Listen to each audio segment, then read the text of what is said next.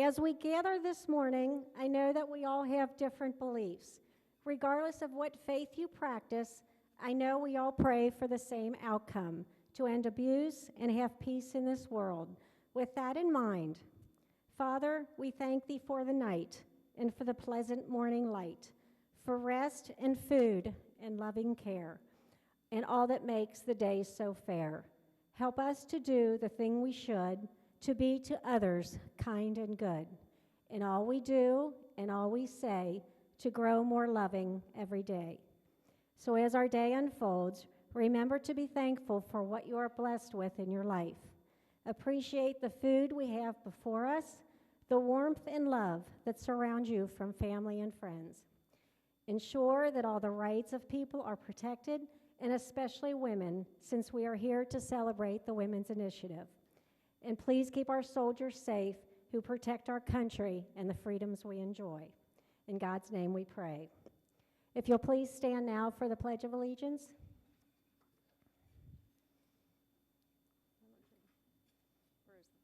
Where is the flag? I'm not sure where the flag is.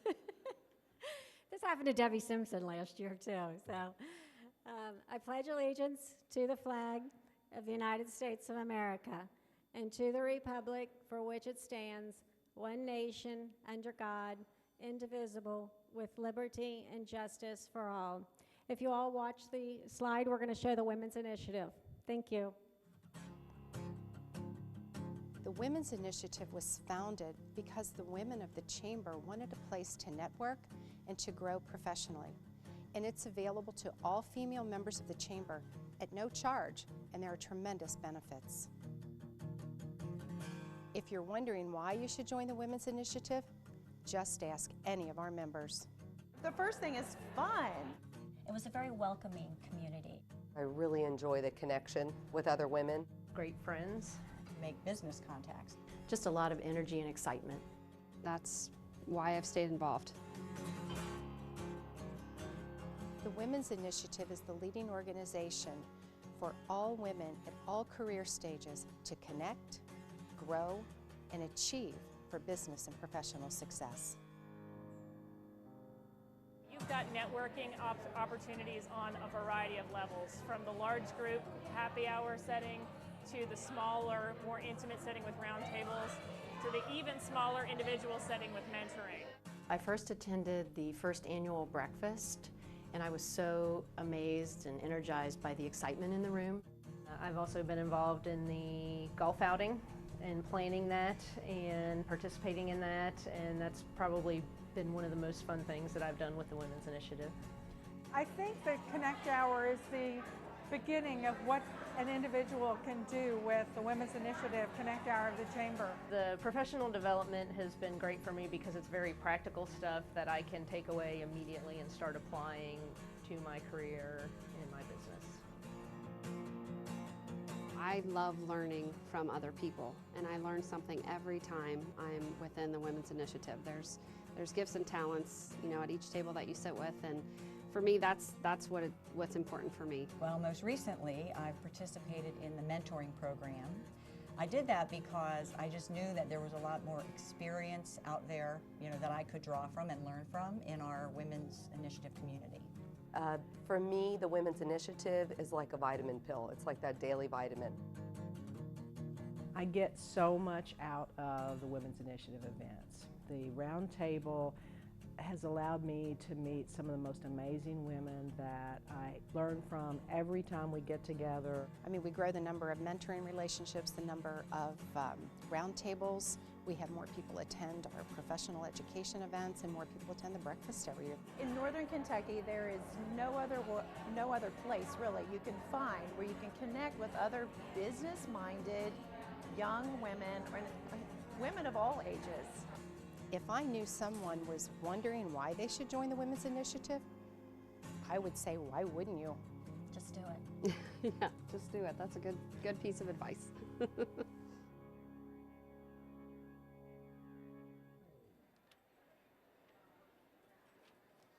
Good morning. I'm Marianne Schmidt-Hurt with PNC Bank. PNC is pleased to once again be the title sponsor for the Northern Kentucky Chamber's Women's Initiative. And welcome to our 7th annual breakfast. Who can believe that we've done this 7 years? And for more than 160 years, PNC has been committed to our clients and our community.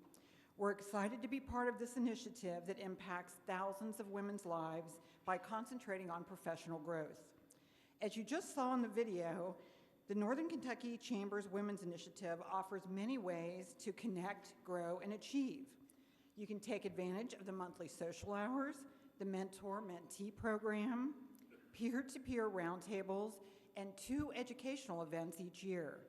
And new this past year was the On the Road program, which brought our Women's Initiative programs into your workplace.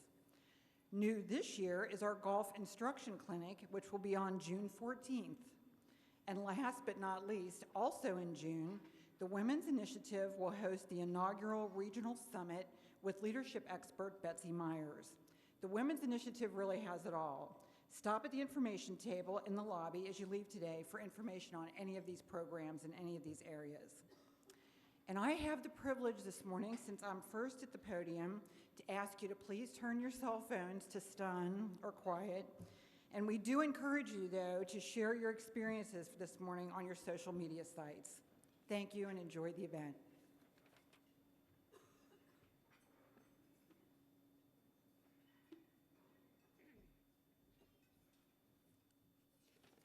Okay, so she didn't turn the pages for me, Marianne. Thanks, Marianne. I appreciate that. I'm Dale Silver with C Forward and the chair of the Women's Initiative. We are glad you are here and very excited to host the 7th annual breakfast where attendance continues to increase every year. The Women's Initiative is the fastest growing program of the Northern Kentucky Chamber. Of course, this initiative would not exist without our sponsors. Please hold your applause until all the sponsors have been recognized. We're going to show those on the PowerPoint. PNC, Marianne and Kay, and all the ladies from PNC have been an exceptional sponsor since we introduced the Women's Initiative, and we truly appreciate their participation. Our speaker sponsor is Toyota. BB&T is the sponsor of the Spirit of Achievement Award. Event sponsors are the Cincinnati Northern Kentucky International Airport, Delta, Republic Bank, and St. Elizabeth Healthcare. We hope you will all enjoy your cell phone card holder, which is in the stand, which is at your table. These were sponsored by Lexus River Center and Jeff Weiler Florence Buick. We also want to thank River City News for being our media sponsor. Please notice the list of table sponsors that are printed in your program. We have 2 additional table sponsors not listed, DHL Express and Zala Companies. Please join me now in thanking all of our sponsors.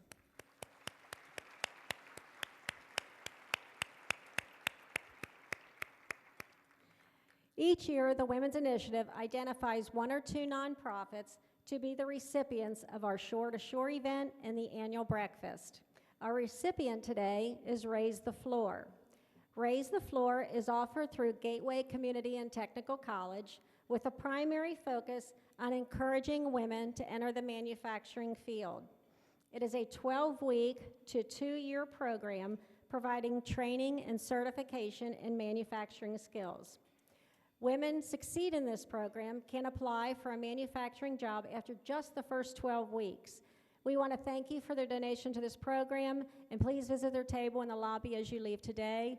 Now, I know some of the people in this room probably aren't candidates for this program, but it's an exceptional program, and you might have family members, friends who might want to participate and really benefit from this program. So please check it out at Gateway at both their campuses.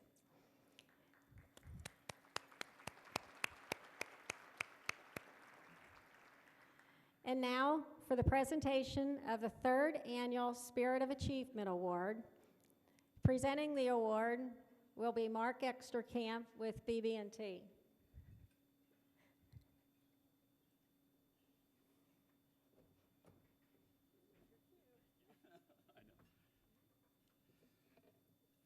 Thank you, Dale. The Spirit of Achievement Award honors women who have made a significant impact on the progress of the Women's Initiative had career success, and have been active in the community.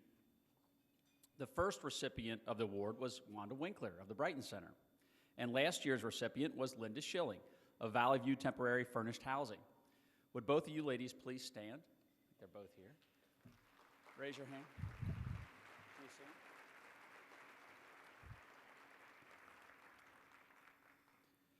This year, we decided to surprise the recipient, as you will see in the following video. Please watch.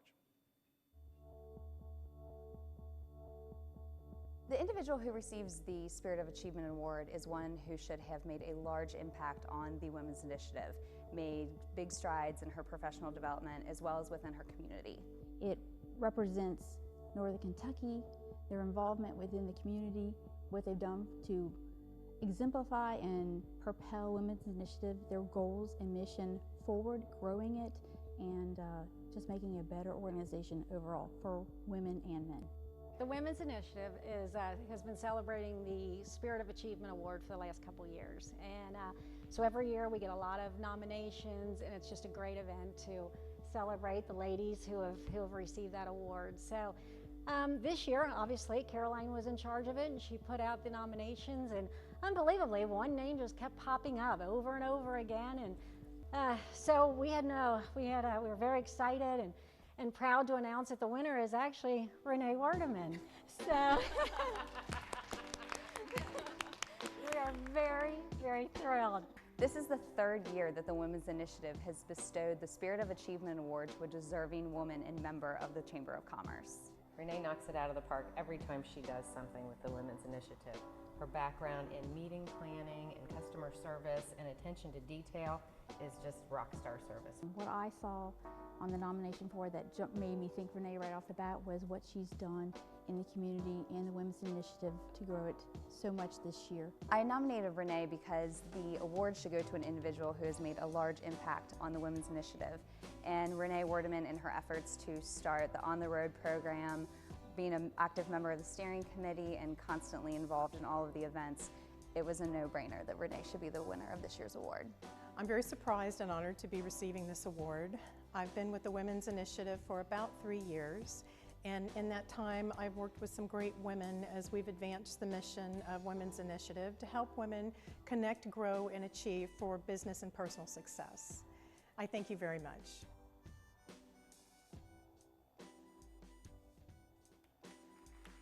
Please join me in congratulating Renee Werdeman with Meet NKY, and she's right here.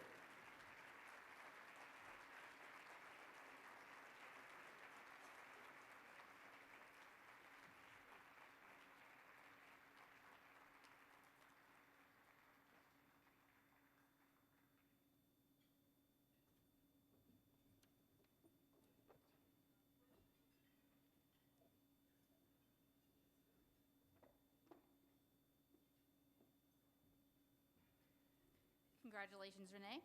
Well deserved. Good morning. My name is Connie Cruchchance with C Crew Marketing and chair of today's breakfast. It is my honor to introduce our keynote speaker, Dr. Tasha Eurich. Dr. Eurich is an organizational psychologist, speaker, and New York Times bestseller, author of Bankable Leadership. Leadership is her life's work. She built a reputation as a fresh, modern voice in the leadership world by pairing her scientific grounding in human behavior with a pragmatic approach to business challenges. For nearly 15 years, she's helped thousands of leaders transform. Tasha contributes to the Huffington Post and Entrepreneur magazine, has been featured in Forbes, the New York Times, CNBC, USA Today, INC Magazine, Today.com, and CNN. She has been named one of Denver's Business Journal's 40 Under 40, as well as a top 100 thought leader by Trust across America. In 2015, she was named a leader to watch by the American Management Association. Please join me in welcoming Dr. Tasha Eurich.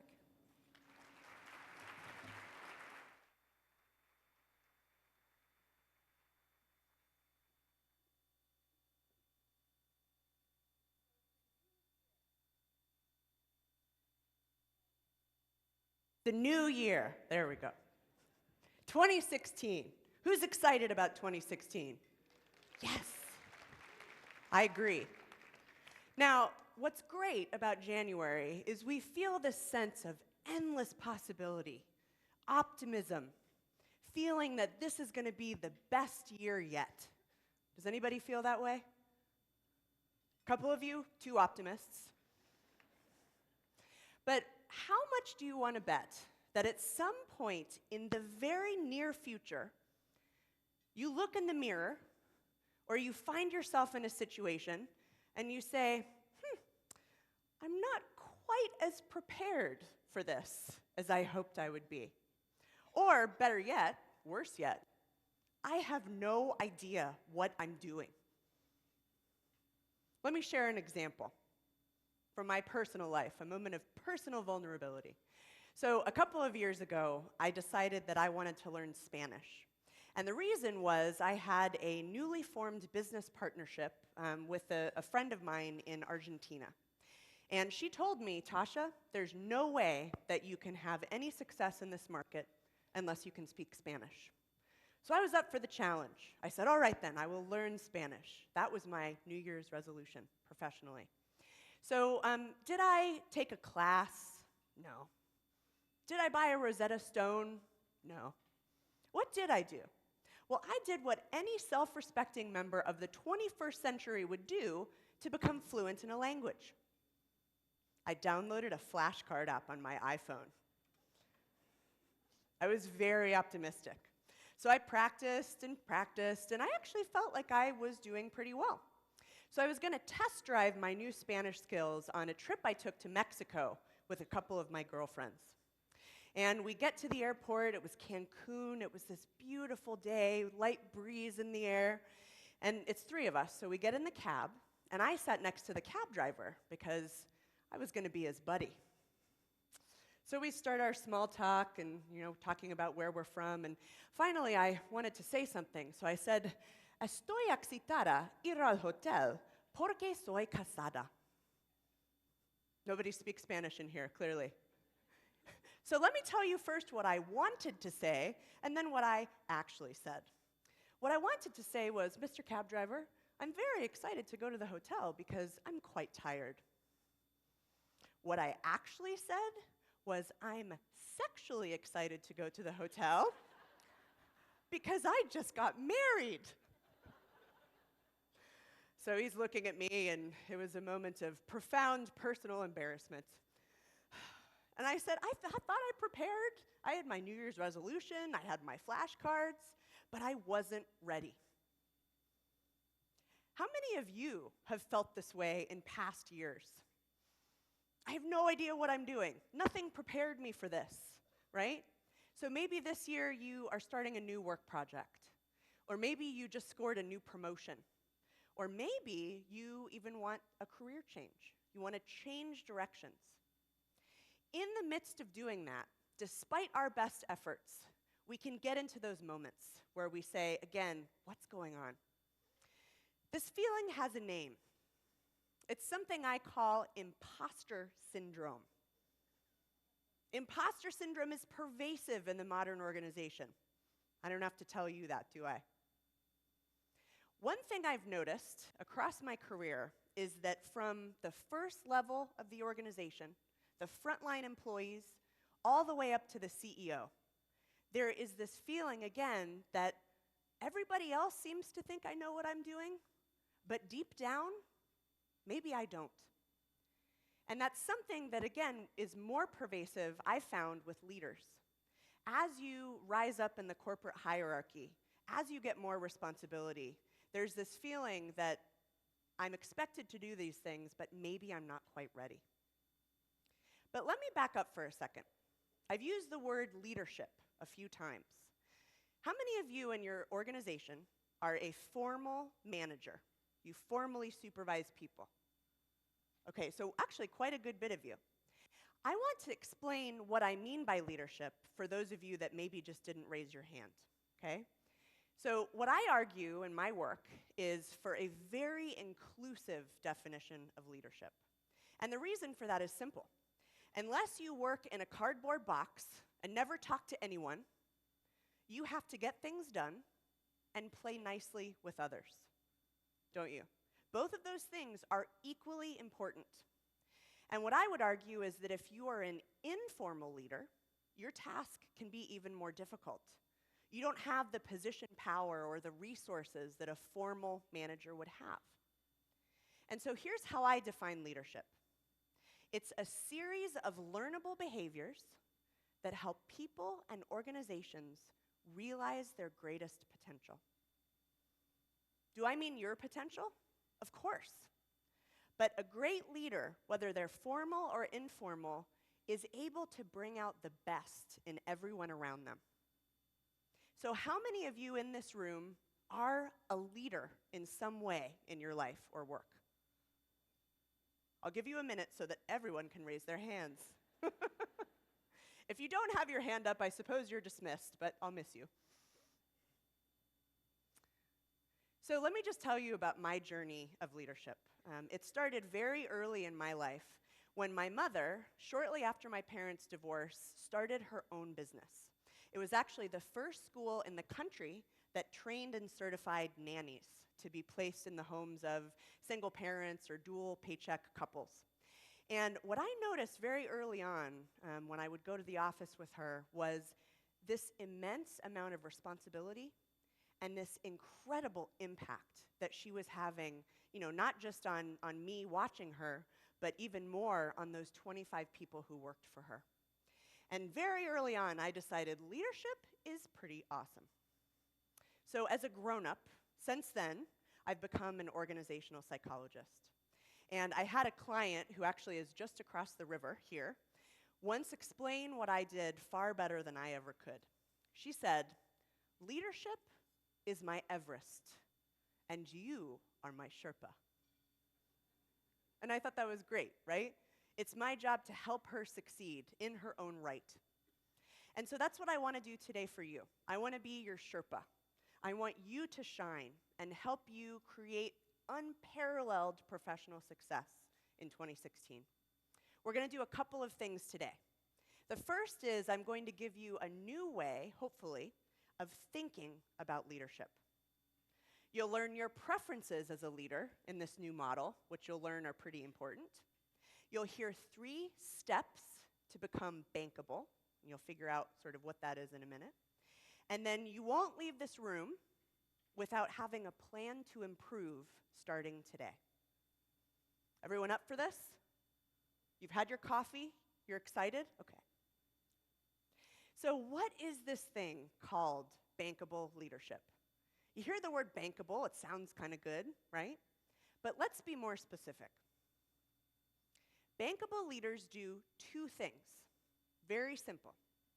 They create fulfilled teams and exceptional results. They create fulfilled teams and exceptional results. Now, I want you to look at that definition, not very many words. I want you to pick out the one word that you think is the most important part of this definition, and on the count of 3, you're going to enthusiastically shout it out. Good? All right, so pick the most important word on the count of 3. 1, 2, 3. Ooh, got some disparate answers there. Well, the first thing I'll tell you is my personal belief is the word "and" is the most critical, did you place bets? Is the most critical part of that definition. And we'll talk about why that is in a second. But for those of you that maybe picked one of those 2 options, that might be the first clue as to what your preference is as a leader. So we'll come back to that. But before we do that and talk about your personal leadership, I want to just give you an idea of the ideal, most bankable leader. And when I describe this, it's helpful for you, think about the best boss you've ever had and match up what I'm saying with what your experience was in working for them. Okay, ready? So for me, my best boss ever was a woman named Shelley Gustafson. And I worked at the earlier part of my career after graduate school at a company called CH2M, which is a Fortune 500 engineering company. And what was great about working for Shelley was she was this walking contradiction. She cared about me as a person, and she set aggressive performance targets. She would coach me, she would help me, she would support me, and she never let me shirk responsibility for my successes, and probably more importantly, for my failures. She showed effusive gratitude and recognition when I would do something worth recognizing, but she was always pushing me every day to get better. And then finally, one of the things I loved about working for Shelley was just how relaxed and informal the work environment was. You didn't come into work and feel stressed out immediately. But one thing that was equally cool was that when I left every day, or when I logged off my computer, I always felt like I had gotten something done. So how close was that to your best boss ever? I'm seeing some pretty close. That is the most common profile of a bankable leader. They're this walking contradiction.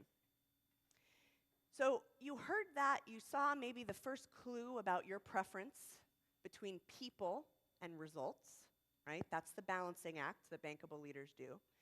Just spend a second in imaginative thought, and I want you to consider what would be different in your life if you were bankable. If you could perfectly balance people and results, how would you feel every day? What would be different? What would you see? So here's my 2 cents. Bankable leaders start something that I call a prosperity chain. That sounds pretty good. Let's start with you.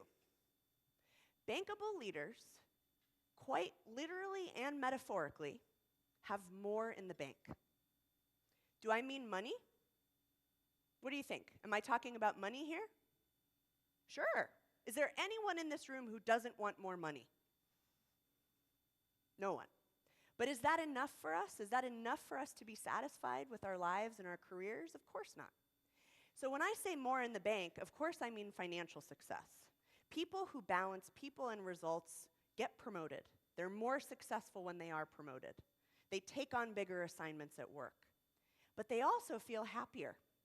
They feel more confident. A lot of bankable leaders tell me they feel less stressed the more bankable they get. They get more done. So there's this personal prosperity. Then a bunch of other pretty great things happen. First of all, you have engaged employees.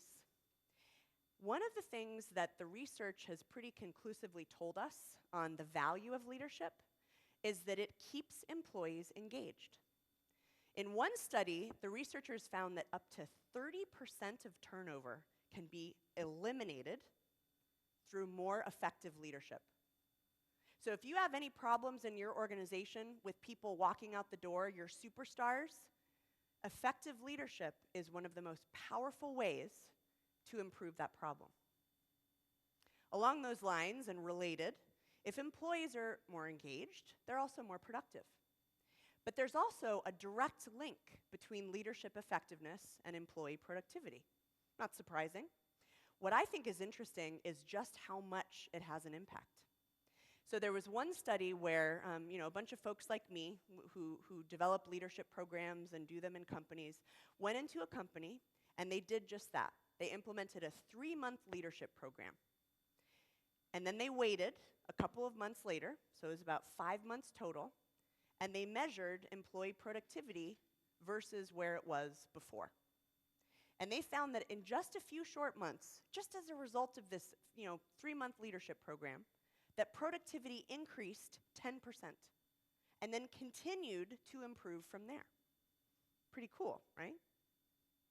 So what about your customers? This is another part of the prosperity chain. There was a big study done at the company Sears back in their heyday in the 1980s and 1990s that showed direct links between engaged and productive employees and customer satisfaction. Let me end with the end of the prosperity chain. Obviously, even if you work in a for-profit or a not-for-profit organization, maybe you work in an educational institution or a public entity, it's important for you to be fiscally successful, right? It's the only way that you can sustain your organization. So whether or not you have shareholders, that matters to all of us, right? So one study that I think is fascinating It was done at a large commercial bank. And I know we have a lot of bankers in the room, so this is going to be interesting for all of us, hopefully, but especially the bankers. They took thousands of leaders, and they asked their employees, how is this person doing? What kind of a boss are they? And the employees answered.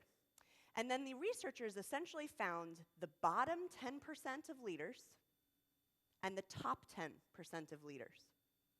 And then they compared the operating profit in each of those groups. Here's what they found. The bottom 10% on average had $1.2 million of net losses, and the top 10% of leaders on average had $4.5 million of net profit. The only difference between those leaders was their effectiveness. So the prosperity chain is real. And people talk about leadership and say, well, you know, once I get to it, I'll work on developing as a leader. But what I want to argue today is focusing on your bankable leadership skills in 2016 is one of the most powerful ways to create this prosperity chain for yourself and for your company. But does it happen by magic? Do you just wave a magic wand and become bankable? If I could do that, I would, because it would make me really happy.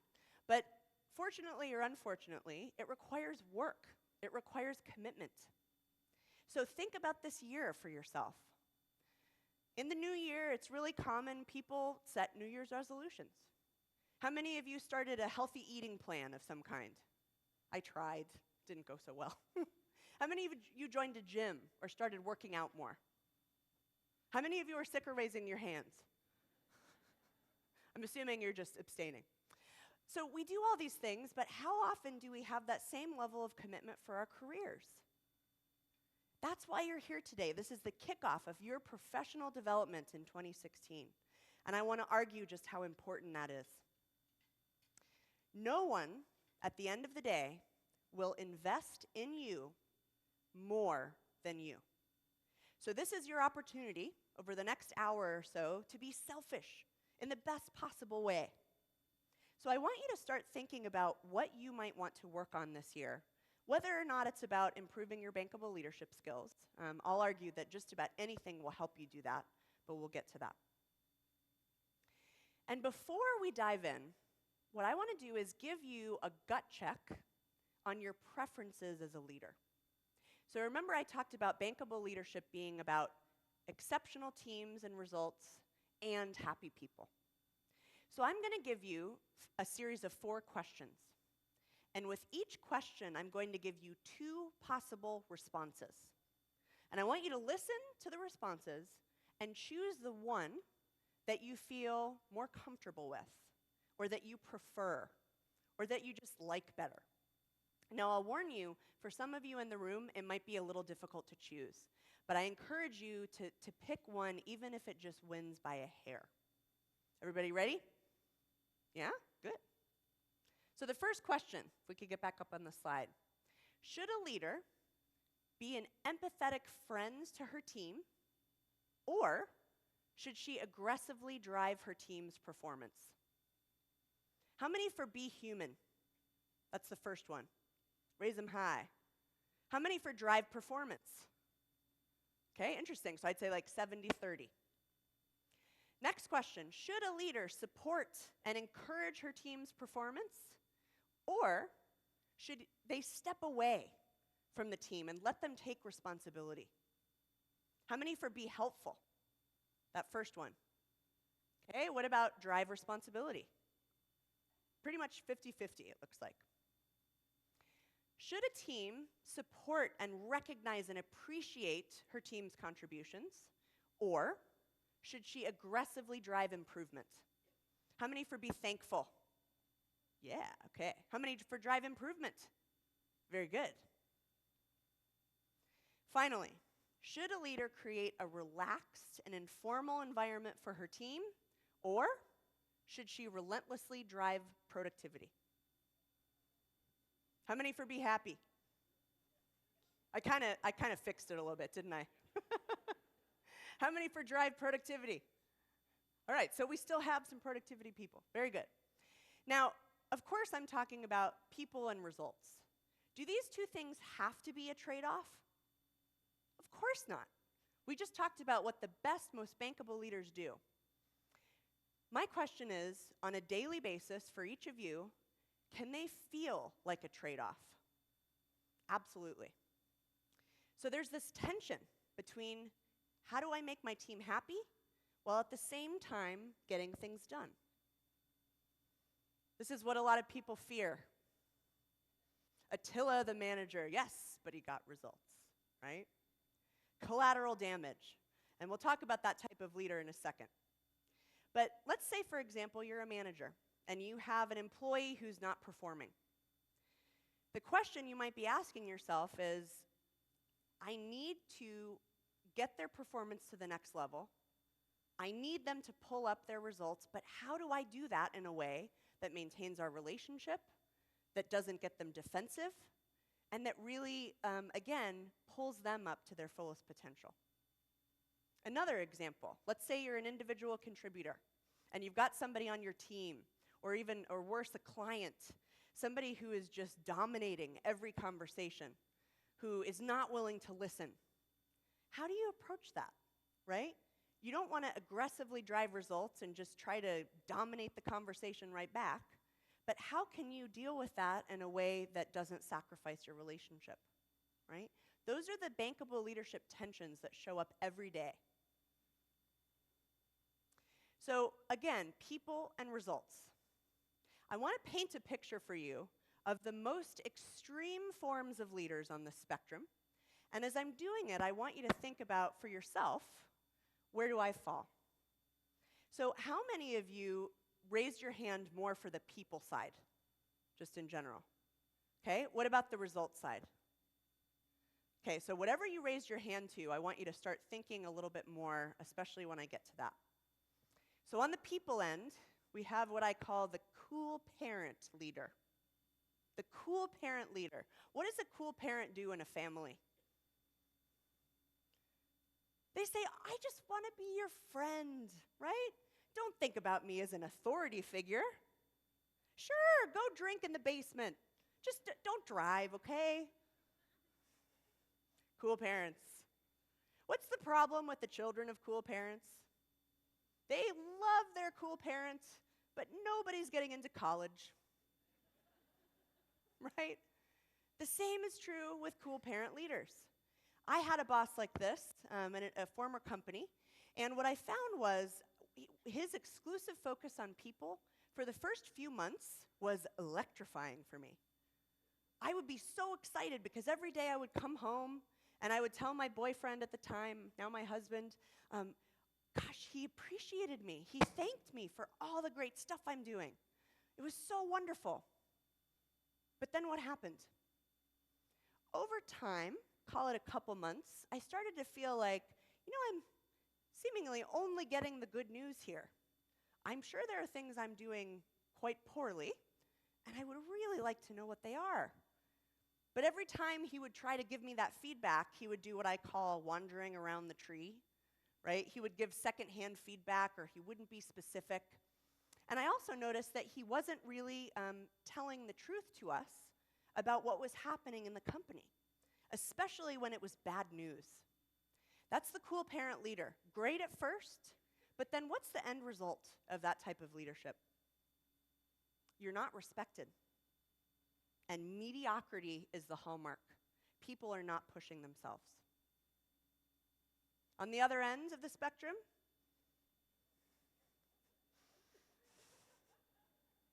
everyone chuckles because we've all worked for this person. The trail of dead bodies leader. Now this is the person, let me just give you an example from my life. Immediately after my cool parent boss, I took a job at another company for a trail of dead bodies leader. And here's how the first week at work went.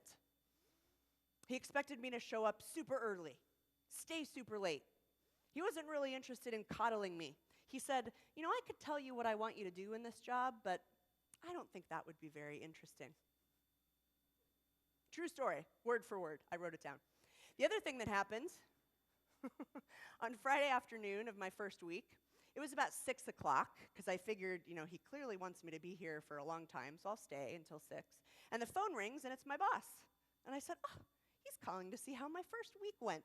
And I kind of had a soft spot, like picking up the phone, hello. And he said, oh, good. Just wanted to make sure you were still here. Click.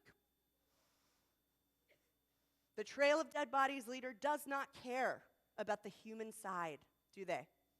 And at first, what was interesting was even in spite of those quirks, the first few months of working for him, my performance skyrocketed.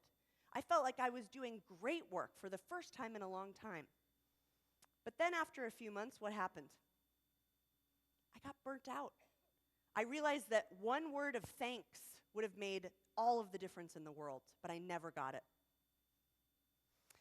So let's talk about you now. I told you the extremes.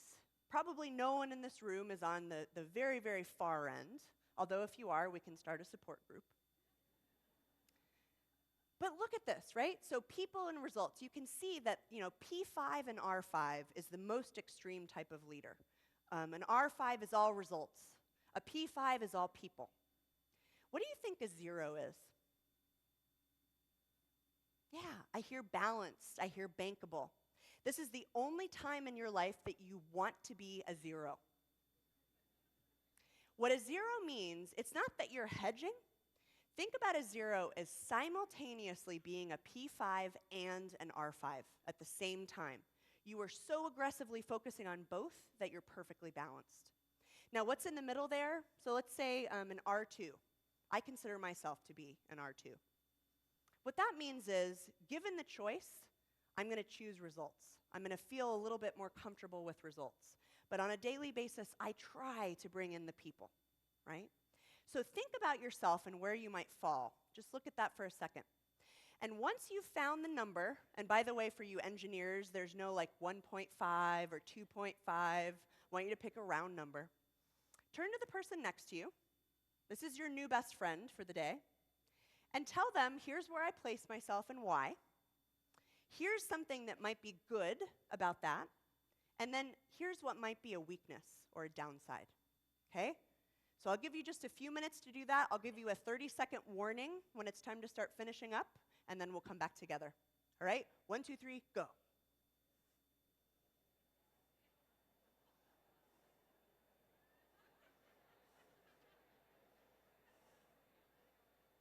All right, my friends, I hate to stop your conversation, but it's time. I'm sure you could talk about this for the whole rest of the breakfast. So I have some questions for you. And since we're sick of raising our hands, I'm going to ask you to respond in a different form.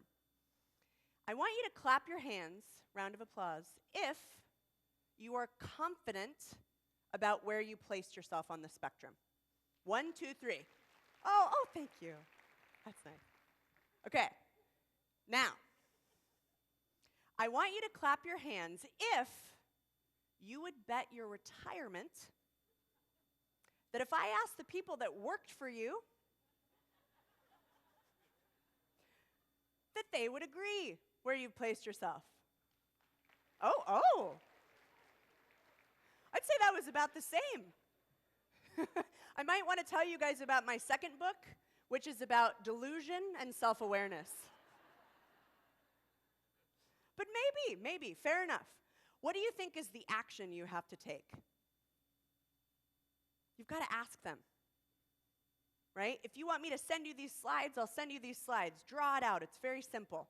Ask the people that work with you. And we're going to actually come back to that in a second.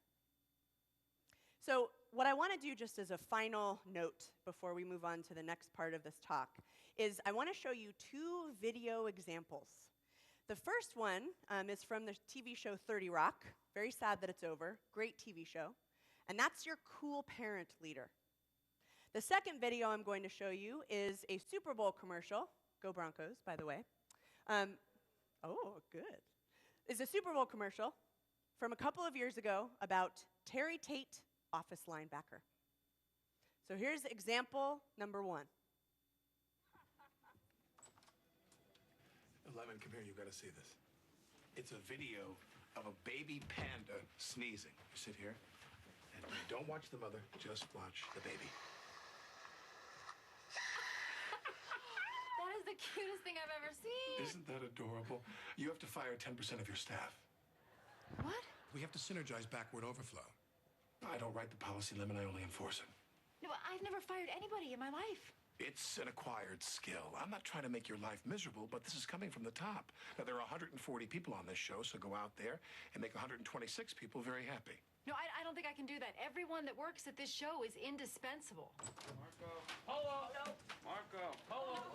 Hello. Gosh, you suck at this game, man. Cool parent leader. Ready for number 2? When we asked Reebok to send us Terry Tate, some people thought we were crazy. But I'm a firm believer in paradigm breaking, outside the box thinking. Hey, buddy. Break was over 15 minutes ago, Mitch! And since Terry's been with us, our productivity has gone up 46%. We're getting more from our employees than ever before. You know you need a cover sheet on your TPS reports, Richard! That ain't new, baby! Hey, Terry. Hey, Janice! But what's really impressed me is how Terry's become part of the Felcher family. You get high, baby! He fits right in here. That's a long-distance call, Doug! To be honest, I wish Reebok sent us 10 Terry Tates. You wanna play games, Gene? Well, when it's game time, it's pay time, baby! Woo! That about says it all, doesn't it? So talking about the extremes is very fun. It's almost like therapy for the extreme bosses we've worked with. But I think it's equally, if not more important, to talk about what do those zeros look like? Now, I know there's some people in the room from the cable industry. Can I get a hand raise? Maybe not. I thought you would be here. How many people like TV? Very good. I love it too. This is a man named Bill Daniels. And I'll tell you in a minute how I'm connected with him. But he was, a lot of people consider him to be the father of cable TV. And what he did in the 1950s was figure out a way to get Wyoming communities that were blocked by mountains, he got TV signals in there. And that was how cable TV was invented. Now, Bill Daniels was an incredible person, an incredible leader. He was also totally bankable. So I'm going to give you the two sides of this coin and show you how he masterfully balanced both of them. Let's start with the results side. Bill Daniels had literally engraved in stone in the lobby of his Cherry Creek-based office in Denver, Colorado, a phrase, and it said, "The best is good enough for me." The best is good enough for me. He was known for his relentless focus on perfection, right? Not unreasonable, but a very strong focus on results. So one of the things he would do was, when he was on the road, he would do these surprise visits to his cable systems. So he was in California, and he decided he was going to visit one particular office. They had about 10 minutes notice that he was coming. Now, the people who worked here knew that he was a stickler for aesthetics. He wanted everything to look nice because he believed it was a reflection of the organization. Now, he had the same expectation for his employees, but when he walked in there, the first thing he wanted to see was very, very good, clean office. But the employees, when they got this call, realized, uh-oh, there is a fish pond in the atrium, and there are no fish in anymore, and it's been overgrown by algae, so it's just a big kind of body of water with algae on top of it. They knew Bill was not going to like this. So very quickly, and I imagine this like a sitcom when I imagine them doing it, they drained the water, they scrubbed it out, and they found from someone's office a very small potted plant that they put in the middle of this concrete former pond. And Bill comes in and he does the inspection and talks to the people, and he's really there for the people. But when he leaves, a couple days pass and they get this letter. He says, "You will find this company one of the easiest ones to work for, and I am tolerant of many faults, as I have many. But I will not tolerate sloppiness, untidiness, and unkempt areas. The good news is I write a letter like this about every 5 years. The bad news is you'll never know when I'm coming to town." I think that's a great example, and it's a little funny, but it's an example of his relentless focus on results. Now, if you only hear this story, how easy would it be to assume that he was a Trail of Dead Bodies leader? You might hear that and go, wow, that's pretty harsh. The amazing thing that Bill did was he balanced this focus on results with a focus on people. He had team members at every part of his companies that would do anything for him. Here's an example of why.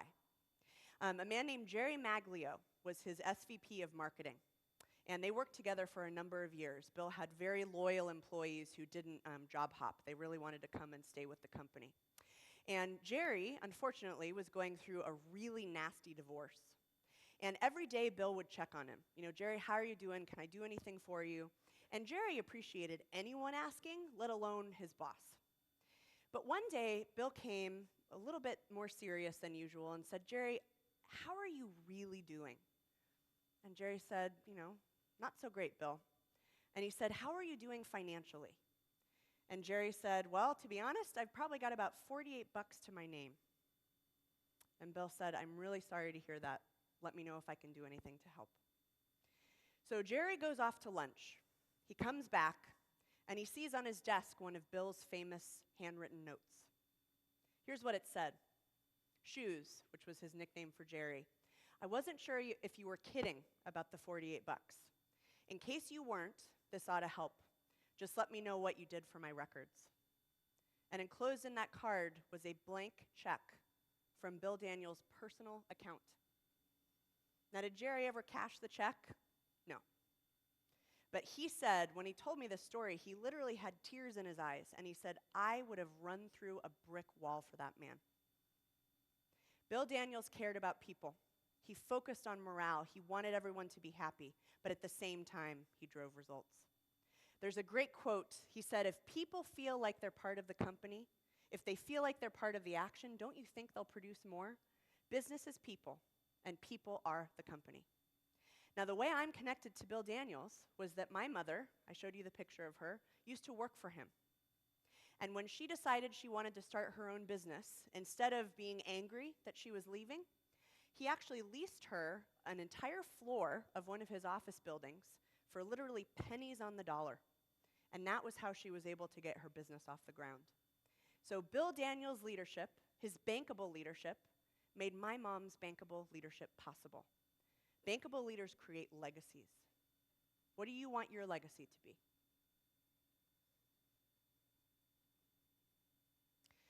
All right, so I told you a wonderful, touching story. Here's what I want to ask you. How possible is it for everyone in this room to become more bankable as a leader? Do you believe that leadership is learnable? Gosh, I hope so. I found that most US audiences believe it. It's the American spirit, can do. What's interesting is there's been some research done on exactly to what degree leadership is learnable. Can you give me any guesses? Just shout them out. What percentage of leadership do you think is learnable as opposed to inborn? 70? 90? We have an optimist. Anyone think it's lower? Practical people in the room? 50? Okay. 46%. You must be an engineer. Here's the answer. Ready? Somebody actually did say it. It's 70. 70% of leadership is learnable. Now, this makes sense.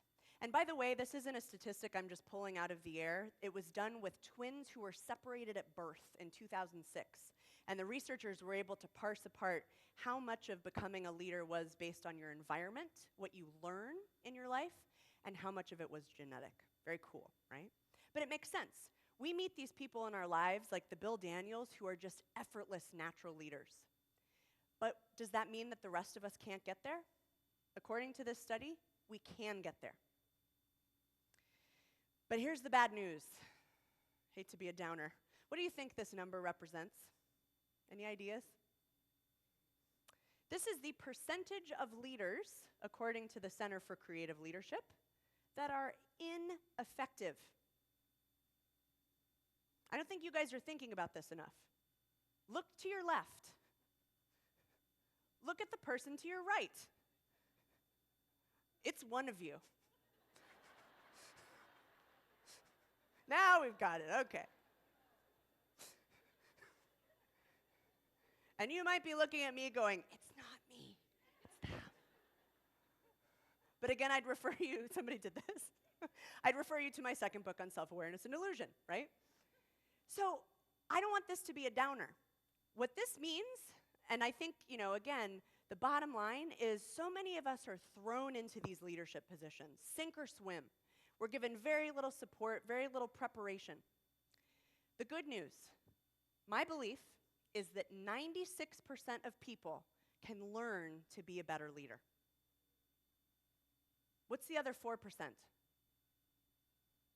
The other 4% are what we call sociopaths, who lack the chemistry in their brain to empathize with other people and to connect with them. Now, next question. Is anyone in here a sociopath? No one? Sometimes people raise their hand. I don't know why. So no one in here is a sociopath. What does that mean? That means that every single person in this room can become more bankable. Leadership is learnable. I've been seeing that. I've been proving it with my clients for almost 15 years. I promise it's possible. So how do you get there? Now, we don't have time to go into a long coaching scenario or anything, but I do want to give you just the high level, based on where you think you fall, how you might move to the middle, how you might become that elusive zero. If you're focused on the people side, you shouldn't stop your focus on people. You just need to bring in some behaviors that focus on results. Things like setting clear and high expectations, telling the truth. People-related behaviors don't go out the door, but they're supplemented by results focus. That's how you move to the middle. What about the results side? Again, you don't sacrifice your results. You keep that focus. You introduce people behaviors. What might those be? Empowering your team, building trust, showing compassion. Those things will help you move to the middle. Now, I'm going to tell you in a second an example or a story of a real leader who went from, I'll let you see which end of the spectrum, to the middle. But now we're going to focus on you. I'm going to give you in just 1 second the 3-step formula towards not just achieving bankable leadership, but achieving whatever 2016 professional goal you might have. And before we do that, I literally just want to give you a second. You don't have to write it down, but you can. And think about maybe 2 or 3 things that you want to focus on in your professional growth in 2016.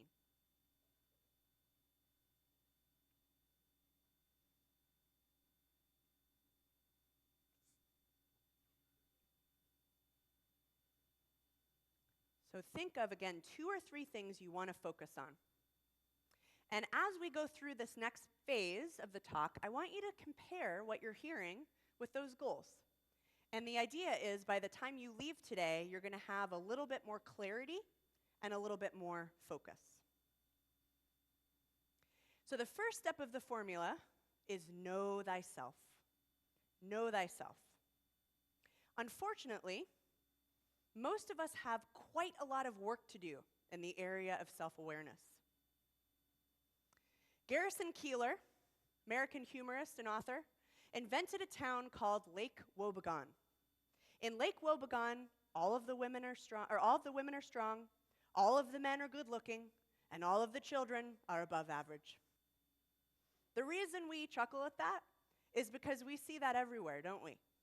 There's a psychological principle called the above-average effect. Almost everyone thinks they're above average. That is statistically impossible, right? 96% of drivers, for example, think they're in the top 10% of drivers. And we know that's not true. This holds, we think we're smarter than we are, we think we're more good-looking than we are, we think we're better performers at work than we are, we think we're better leaders than we are. Now, this isn't every single person. Psychology is a study of averages. And if you think about these rose-colored glasses, they have a time and a place. If we were extremely critical of ourselves all the time, we wouldn't leave the house in the morning. But it's important for whatever you're trying to accomplish that you have a realistic assessment of where you stand, isn't it? The truth, I believe, will set you free.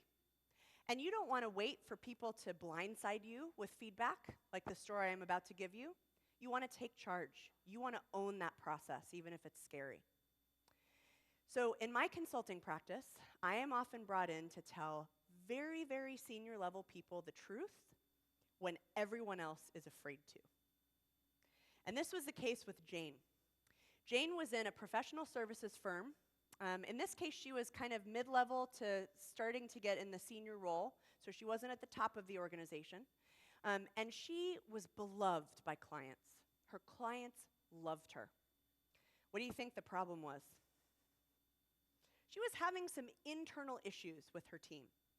And her boss and the head of HR brought me in and said, we need you to deal with this, which is a common objective I'm given, deal with this person. And I said, well, have you sat her down and told her that there's an issue? And they said, of course not. So that was my job. When I talked to Jane, she was delightful. She was a go-getter. She was, clearly on the results side of the spectrum, but I really enjoyed meeting her. And one of the things she told me that really struck me was, I am so frustrated with my team. They don't do anything right. They roll in late to meetings. They ignore me when I'm talking to them and I come up to their area. I just don't know what the problem is. I've got a bunch of bad apples. How many times have you felt that way? You're totally frustrated with the people that you work with because they're not doing what you want them to. Now, unfortunately, all of Jane's frustration was nothing compared to the way her team felt. Any accountants in the room? I was talking to an accounting group and somebody pointed at that and said, that's how I feel in April. And that's how Jane's team felt. They told me that she was a critical micromanager. She had these fluctuating expectations where one day she would ask for one thing, the next day she would ask for something else. And she had this habit when she got stressed out of basically having meltdowns in front of her team. They were confused, they were stressed, they didn't know what to focus on, and frankly, they were a little scared of her. They said, we don't know which person we're going to get when we show up every day. The one thing they all agreed was she was smart as a whip, and her clients loved her. So we needed to start from that place. So again, my job, I sat down with Jane in a conference room. And we couldn't find a conference room that was very private, so we were in this conference room with windows all along the wall. And we sat down, and I told it to her pretty bluntly. I said, Jane, we've got some serious problems. Your team is a little afraid of you, and I think you're going to be surprised to hear some of the things I'm saying. And indeed, she was surprised. She was so surprised that we spent about 30 minutes of denial, saying, you're wrong. There's no way my people said this about me. Then we went through a period of tears, and that's something that happens a lot. Imagine you're not doing as well as you thought, and you hear this, and you're in this conference room with all these windows, and people are walking by. So I said, let's take a walk. Let's get up and move. So we went and we got coffee, and finally Jane said, I don't like this. I don't agree with it, but I accept it, and I'm going to own this. So that's exactly what she did. The truth set her free. Not immediately, it wasn't good to hear, but she also, as a sort of side note of benefits, did hear a couple things that were strengths that she wasn't aware of. So she got this holistic picture. That was what she started with. I want to ask you, could you be Jane? Theoretically, any of us in the room could be Jane about anything in our lives. The challenge and the danger is we expect that if we're doing something especially egregious that someone will tell us. How often does that happen? There's a lot of research on this. I'm doing a lot of research on it for my book, and what I found is we live in a world basically designed to keep the truth from us. People don't tell us the truth. And so for you, whatever your goal is, you want to start with a realistic assessment. You know, for example, if you said, I'm a really great leader and I'm going to become exceptional. What if you're not a really great leader? What if you need to take a couple steps back and start with the basics? You need that information. So here's my task or my challenge to you. What am I doing that's helping me? What am I doing that's getting in the way? And how can I adapt my approach? You want to ask at least 2 people in your life that will tell you the truth. Those questions. And you're going to listen to their answers. You're not going to defend yourself. You're not going to argue. You're just going to hear it. You might not necessarily agree with it. You might not even decide you're going to do anything with it. But you want to hear some feedback. Now, don't just have a free-for-all. You don't have to say, tell me everything you don't like about me. But you might say, here's my goal in 2016. I want to get a promotion. Ask the 3 questions in light of that goal. So just take a minute. Again, you can write this down or not, and I want you to think for a second, do I really have a realistic assessment of what it's going to take to get me to my goal? Do I really have a realistic assessment of what it will take to get me to my goal? How many people feel like you do? Oh, I've scared you, haven't I? That's okay. How many of you want to get more data and more information? All right, awesome. And again, you might learn strengths you didn't know you had, but you have to have the truth. What's number 2 in our 3-step formula? Number 2 is pick one thing. Pick one thing. It's that simple. Part of the challenge, especially once you've gotten all this feedback, is you want to act on everything right away. And I've seen a lot of leaders that get a little overly eager, and they show up the next day to work, and it seems like they've had a personality transplant. And that's confusing for everyone, and it's unsustainable for you. It's like going on a crash diet. Nothing will come of that besides disappointment and lack of results. So my belief is that it is far better to make progress on one thing than little to none on many things. One thing. So let's go back to Jane. I think we could probably agree that she had quite a list of possible things she could work on, didn't she? But we didn't try to tackle them all at once. What we did is we sat down and said, if we did nothing else, what one thing would make the biggest difference in your leadership effectiveness? What do you think it was? What we focused on was her emotional control. How can we figure out a way that she's managing her stress and not having those meltdowns? She was never going to be effective as a leader until she could get that under control. Lo and behold, it took about 1.5 months or 2 months. She got a handle on it. And when we did that, we moved to the next thing, which was setting clear and consistent expectations. When we got there, we went to the next thing, which was coaching her people. One thing at a time, one and only one, for months. Now, what's really cool about this is it has a really happy ending. After just a while, Jane personally started to notice a new level of confidence. And not confidence based on delusion, confidence because she knew she was being more effective. She was less stressed, as I mentioned. She felt like she was more productive. She started to actually like her team, which she was very surprised about. I never thought I would feel this way about them. They're great. And her team followed in suit. They started talking about this person that they referred to as the new Jane, which I thought was pretty great. It showed that she was making progress. The other thing it did is it let them, in a very, very safe way, when she sort of reverted back to her old behavior, as we all do, they'd say, what would the new Jane say about what you just said? And she'd say, yeah, you're right. It was great. So for you, I'm going to give you just a quick tool that's almost a diagnostic that you can run your goals through and figure out what you want to focus on. So number 1, will this make my work or life better? Will this make my work or life better? We don't get to choose our goals in many, many cases. But when it comes to your professional development, you've got to want it.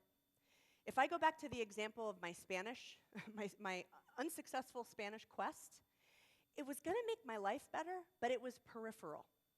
I couldn't wake up every day and say, this is so important that I'm going to focus time and energy on it.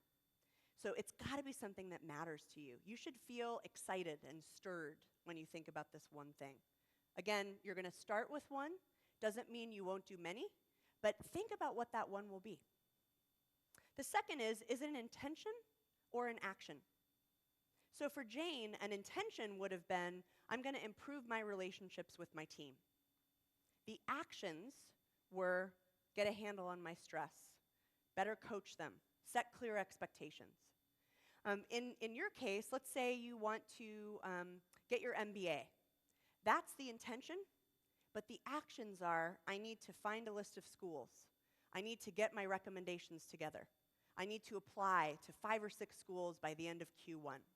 You've got to break it down into those actions, otherwise it's this thing on your list that you never get to. Finally, is it reasonable? We live in a world where more feels like more. So, why lose 5 pounds when you can lose 15? Is that reasonable? Is it reasonable to try to go on a crash diet, for example? Probably not. Now, you don't want to set the bar too low. I was talking to my father-in-law recently, and I asked him, what's your New Year's resolution? And he looked at me and he said, to wake up every day in 2016. I was like, well, that's admirable. I'm sure you'll do it. But for you, how do you get in between the crash diet and waking up every day? What does that reasonable goal look like? Okay? Number 4, how will I remain resilient in the face of obstacles? Let's say you're an introvert, and what you're working on this year is better networking and creating better relationships with your colleagues and your peers in other companies. If you've had a long, exhausting day, and it's time to go to the office happy hour, how do you think you're going to feel about that office happy hour? You're going to dread it. You're going to feel like, oh my God, can I just go home and read my book? So you've got to have a plan. There was a study that looked at dieters. It was actually people in Weight Watchers. And they found that compared to a group that just had their goal, the people that created a specific plan that they would go to in the face of an obstacle, like a big cheese platter at a party, if they had a plan, they lost significantly more weight. So for the introvert, say, what's my plan? Maybe in that case, my plan is that I'm going to go for 30 minutes, set my watch, and I'm out of there. That's something that you'll be able to do. Last but not least, this is my favorite, am I ready to commit without drama? Are you ready to just do it? Are you ready to stop making excuses or coming up with reasons that you can't and say, I am going to do this? So let me give you just a few seconds, again, to go back to your goals, and I want you to pick the one thing that's going to get you the biggest bang for your buck and make sure that it's stated in the right way.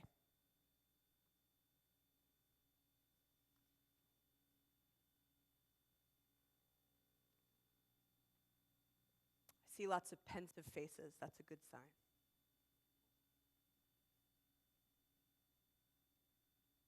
Good? All right. So let's go to step 3. Step 3 is probably the least sexy, and I'll tell you why. It's practice. Practice every day.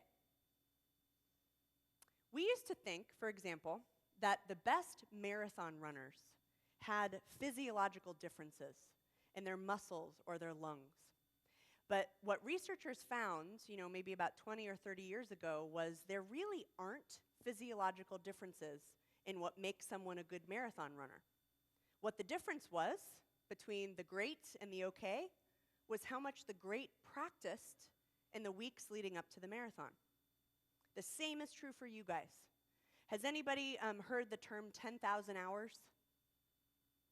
What does that refer to?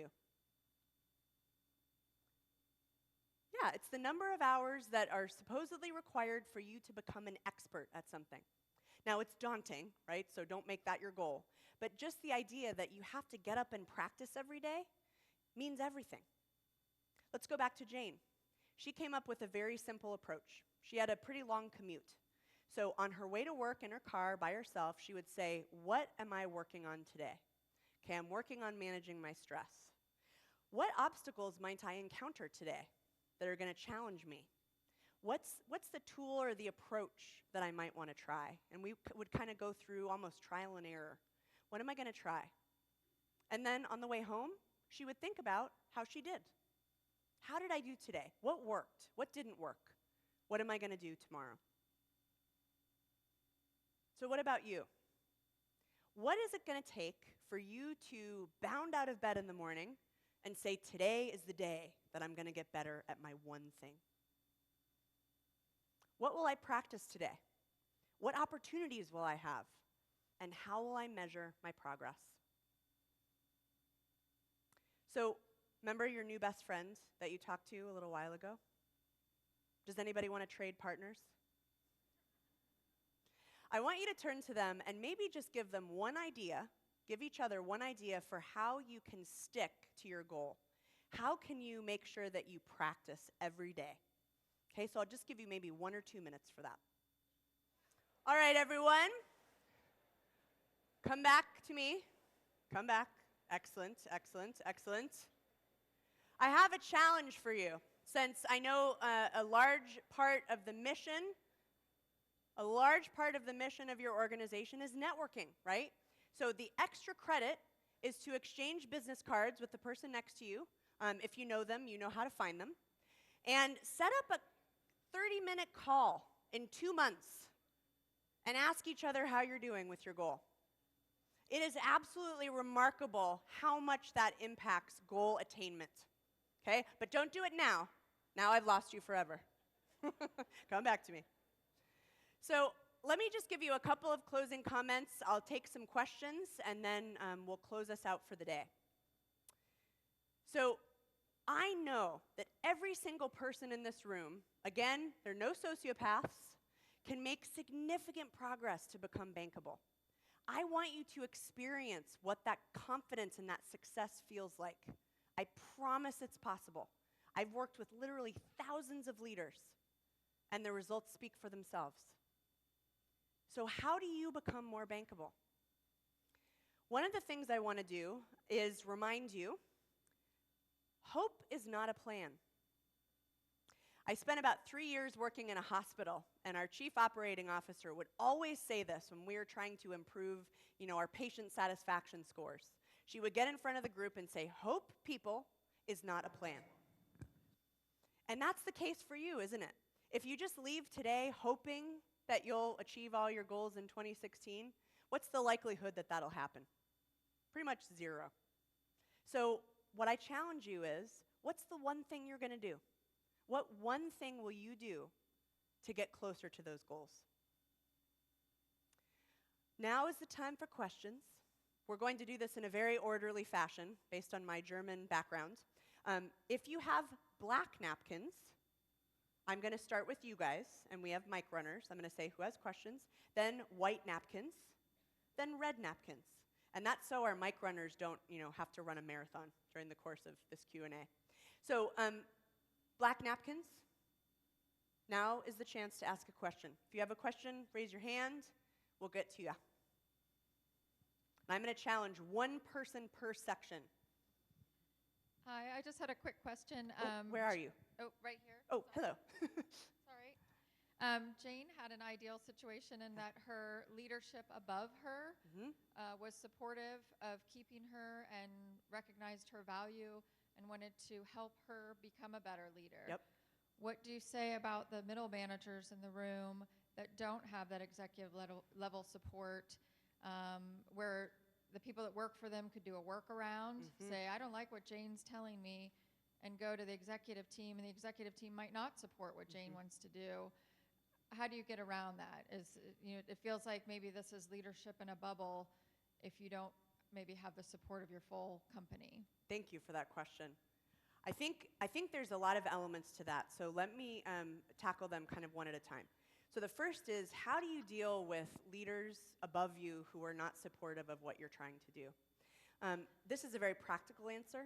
But in my experience, sometimes we sort of wish or hope that they'll get on our side or they'll get aligned. But one philosophy that's worked really well for some of the leaders I've worked with is to take 100% of the responsibility with regards to your relationship with your boss. If that means, going to them and asking them how they want work to get done, what more do they want of you, kind of saying, it's what can I do for you? And part of it is figuring out how you can help them achieve their goals. If they see you as sort of working against them or doing something that isn't rolling up to what they're trying to achieve, they might fight you a little bit more. But if you take 100% of the responsibility for that relationship, I think that's a good way to start. The question about how to deal with people who go above you is even a more complicated one. And I wouldn't profess to say, I can tell you exactly how to do it. A couple of things to think about might be, is there an opportunity to build more trust or spend some time with your employees and figure out what's causing them to do that? What's the reason that they're not feeling comfortable bringing it to you? Another thing is, do they know your expectations? Do they know that you're going to be more likely to help them fix it? Or you're more willing than the upper management to try to figure out a solution? That might be a conversation that's worth having. I would say, name the elephant in the room. Say, I've noticed that this is happening a lot. Can we talk about that? Can we talk about if there's anything I could be doing differently? That would be sort of the two things I would encourage you to focus on. Does that address your question? Okay, awesome. Thank you. All right, my white napkins. What questions do you have? Or even just comments, insights?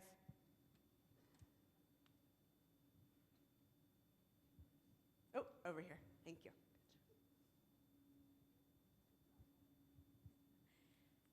Hi, I'm a small business owner, and so while I have a lot of relationships with clients, I don't have a really great feedback loop. So I brought some members on the team, but they're relatively new. How would you recommend building that cycle of feedback? And especially, you mentioned getting people to tell you the truth without it being scary for someone who's a new hire. They've been working for me for 3 weeks. How do you encourage them to actually give you honest feedback about leadership? I love that question. Let me give you a couple things to think about. So the first is I'm actually going to give you a tool, an assessment in a second that will allow them to give you confidential feedback on your leadership. But that's not all you should do, right? It's not enough to just say, take this assessment and we're good. So what I'd encourage you to do, and by the way, I talk about this in my book, Bankable Leadership. Good name, right?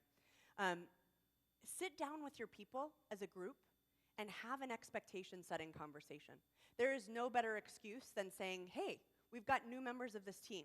Let's all get together and recalibrate. And what I encourage you to do is spend some time talking about your philosophy. What are you hoping for the company? How can you guys talk about that and get on the same page? What are your expectations? What are even little things like how do you want people to approach you with problems? What are your deal breakers? And that vulnerability from you and that clarity from you is what can drive some of those conversations. And I think that having a small business is just a great opportunity because you can get all the key players in the room. So think about a retreat or an offsite. If you can't pull everybody away, even think about what could we do in an hour over lunch. Does that address your question? Thank you for that. All right, my red napkins. Last but certainly not least. Not everyone at once, though. It's overwhelming me. Oh, we got one here and one here.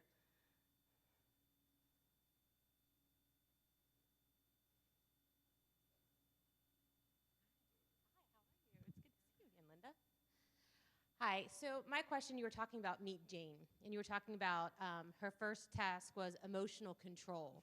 So I have a 7-year-old daughter who gets my button every time. What are a couple recommendations on that emotional control, both at work and at home, just to, how do you bite? Like, what was the first steps you gave her? That's great.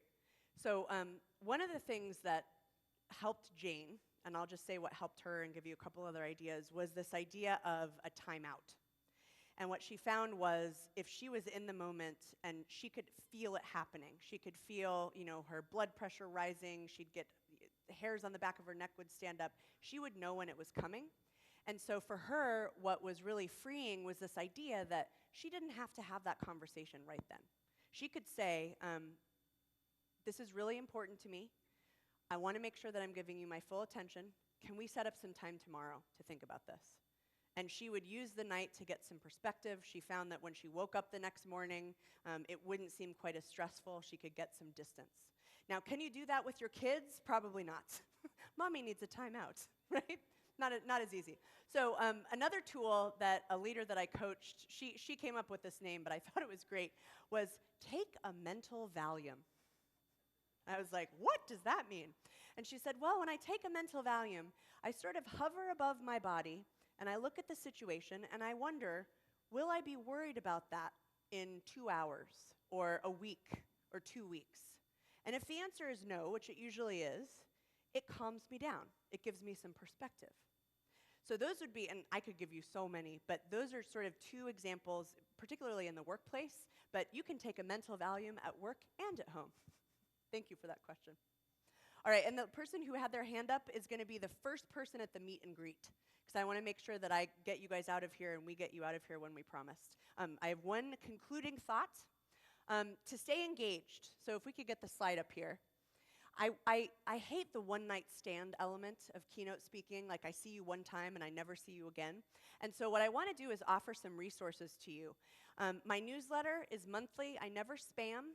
It has a bit of a cult-like following, but I send one message every month designed to help you improve your effectiveness. I'll also send you a bankable leadership tip sheet. And then to the question from the small business owner, I will send you a link to take a free 360-degree assessment where you get your own leadership, and then you can ask people to anonymously give you feedback as well. So there are two ways we can do this. There's the old-fashioned way and the high-technology way. The high-technology way is to do the following. Text the word bankable and your email address, no punctuation, just bankable, your email address, to 313131. So text bankable, your email address, to 313131. You'll get a response, if it goes through, that says, yay, you want to receive my newsletter. That's a message from me. If you don't get the message, just try it again. Okay, so 313131, bankable, your email. The old-fashioned way is to throw your business card on the table where I'm going to be before you head out, and hopefully say hi. Okay, so the old-fashioned way and the new-fashioned way. Let me just end with a quick story. A couple of years ago, it was my husband's 40th birthday, and we went to Barcelona to celebrate. And we had heard about all these tapas restaurants, and we asked our friends for a recommendation, and they said Cal Pep is the best one. But if you don't have a reservation months in advance, the only way you can get in is to show up at 7:30, which is the equivalent of the early bird special in Europe, right when they open. And if you're there right when they open, you know, and you get in line, there'll probably be a long line, you might get in. So ever the type A person, my husband was very nice to allow me this, but I was like, well, we have to get there at 7. And he said, okay.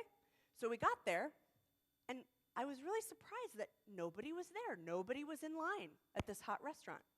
So I was like, well, I don't want to be the first one in line and appear overly eager. That would not be cool. So let's just sit across the way at this table in a cafe, and then when the line starts, we'll join it. So it's 7:15, 7:20, 7:25. I'm starting to get full of anxiety. Nobody is lining up. So finally, you know, I grabbed my husband's hand and I said, well, damn it, we're going to start the line. So we started the line, and literally within 10 seconds, there was a line of 10 people behind us. These people had been doing the exact same thing we did. They were shuffling around, not wanting to put themselves out there, not wanting to look stupid and start a line. And I learned something that day that I constantly remind my clients. If you're not taking risks, even if they're little, if you're not feeling somewhat uncomfortable on a daily basis, you're probably not growing. Imposter syndrome is real. It's absolutely real. Sometimes it's inevitable, but it doesn't have to happen if we're constantly growing our skills. So today we've talked about the 3 steps to bankable leadership, balancing people and results. And if you do those things, I promise, in 2016 and beyond, you will be utterly unstoppable. Thank you very much.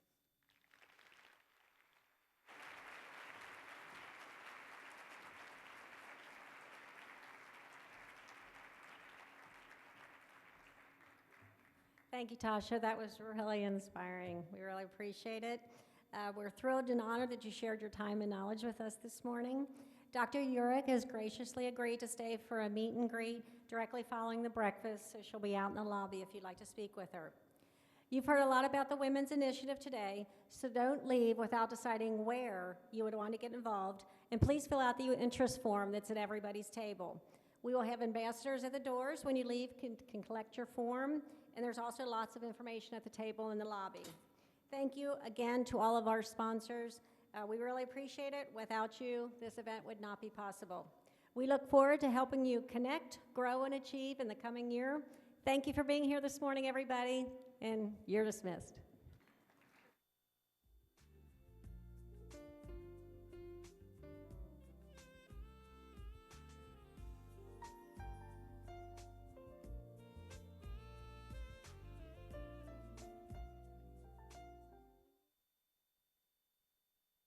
Well, I really liked Dr. Urich's talk this morning because I'm a business owner and a leader of my group, and I sometimes struggle with, being too people-oriented, so I'm kind of going to try to work on being results-oriented. So she every time I come to these, I like the idea of learning something, that you can take back, and especially this time of the year when you're supposed to be setting goals anyway. So the breakfast was great, very informative, great tips, and really, really learned a lot. So happy to be a part of it. Something that you guys learned this morning is going to make a difference on your 2016. Having a clear set plan to execute results. Yeah, the whole concept of hope is not a plan. It's something you know, basically, but it's until you have somebody say it to you and you have the light bulb go off. So. And what was your favorite thing about the event this morning? Having a really high caliber national speaker come to Northern Kentucky. She was amazing. I thought a lot of the things she talked about were relevant for me, even in a women's audience, and a lot of things that are actionable that I can act on. So I really enjoyed the talk by Dr. Tasha Urich. There were some great takeaways that I'm definitely going to put to use and work on my goals and try to hold myself accountable for them. I feel like I am dealing with leadership opportunities day in and day out in my career, but I don't often take the time to stop and really reflect on how effective I really am as a leader. And I think what I learned today is you've got to know the truth about yourself. You have to be candid with others. Today was an opportunity to really just stop and reflect and think about, here's a list of things that I would like to really consider in 2016. Great session. I thought the breakfast was excellent, right? The speaker was fabulous. She gave us lots of great tips and things that we can actually use both at home and at work. I think Tasha did a good job, just like her energy and her enthusiasm for obviously the leadership topic. But what I really liked was that she gave really actionable tips that you could think about and really take back to use for yourself or share with your teams.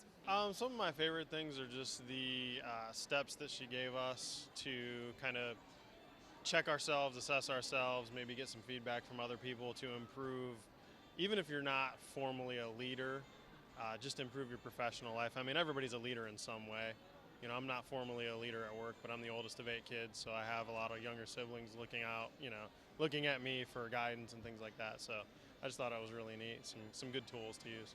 Oh my gosh, the personal development inspires me to go back and be a better leader and to grow our organization here and to meet all these fabulous women to network with and know that there are other professionals trying to enrich the lives not only for themselves but for the community. Fantastic experience this morning. We were lucky to hear Tasha speak, and I'm going to definitely buy the book. It was interactive, right? I mean, she asked a lot of good questions and made us think about who we are as leaders and who we want to be as leaders, and so I thought that was really great, and looking forward to picking up her book. Sounds like there's some great tips in there for anybody that's trying to, move onward and upward as a better leader. Well, this is my first time here, obviously, and I'm in a brand new industry. So I've been in sales for the last 13 years, and I've completely switched industries. So one, being around all these women, great, and then just taking the focus off of sales and being more, obviously, like a leader, and just ideas to achieve that, because when you're in sales, you're not thinking of being a leader. You're thinking results, results, results. And she gave us some really good insight on how to achieve bankable leadership. So yeah, I really enjoyed it a lot. I'll be back next year. I loved everything Dr. Tasha said, so I'd have to regurgitate her whole presentation. But I mean, she just spoke of wonderful things that I forget personally in the day-to-day work, day. It just gets crazy and things unfold. So a lot of her comments were great in the sense that I need to take a mental note and try to achieve some of those things every day. Of course, all the women here are wonderful women, and I look forward to this every year. Successful women come to this event, and they're just wonderful.